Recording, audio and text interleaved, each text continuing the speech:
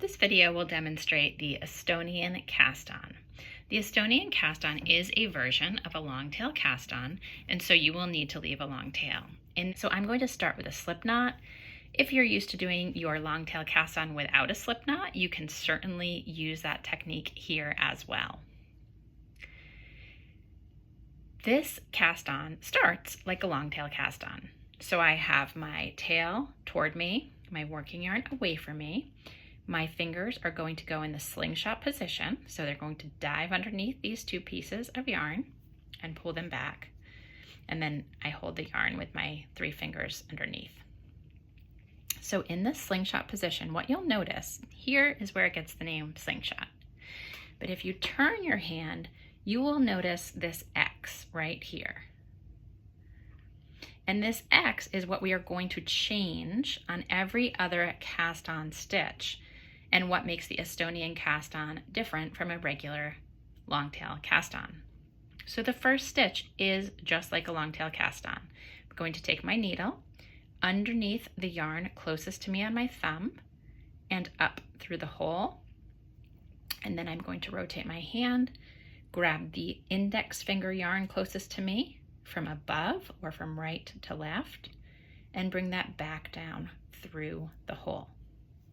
Now your muscle memory is going to have you tightening it up and coming right back to that slingshot position with the X. But what will make the Estonian cast on different is the way it's positioned on your thumb. The yarn is positioned on your thumb for the next stitch.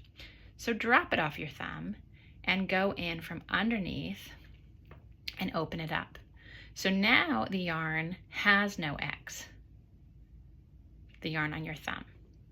So you're going to take your needle, and unlike the long tail where you're going to the outside yarn, you're going to go to the inside yarn. You're going to go from left to right, so underneath. You're once again going to come over the yarn closest to you on your index finger, just like the long tail, and pull it through, and once again, drop it.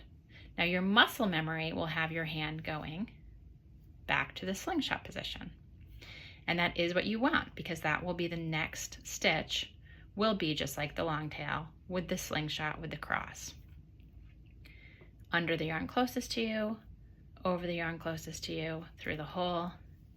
Muscle memory brings you back to the slingshot, but this time you don't want the cross. So you need to drop that yarn, come back in with your thumb this way to have no cross, go underneath the yarn on the inside of your thumb, closest to your index finger, over the yarn on your index finger closest to you, and pull it through.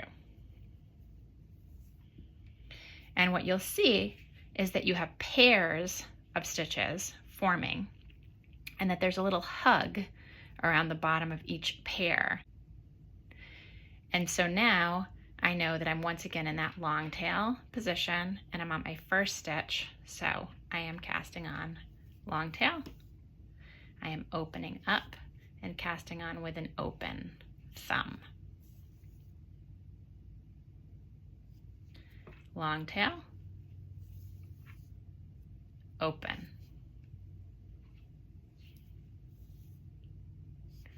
Long tail, open. And you may find as you go that you can do the motion of opening it at the same time as you're tightening the previous stitch. So let's see what that would look like.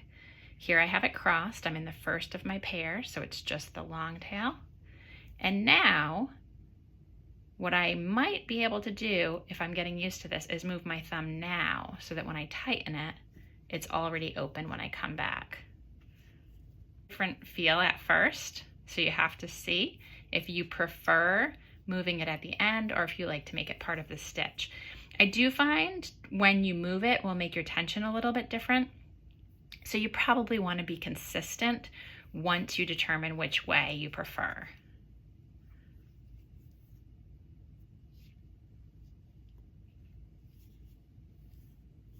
And you'll notice that if you don't have a hug around a pair, you've cast one on out of order. So just grab the last one that's correct, pull the end ones off, and redo those cast on.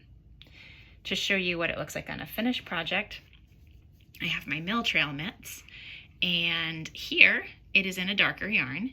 So what you'll notice most in the darker yarn is just that it's this nice decorative edge that is stretchy and has this nice bit of purl bump look to it that matches a garter row that I have on the other side of my corrugated ribbing here. And then again at the top, and then I used a lace bind off purlwise. So the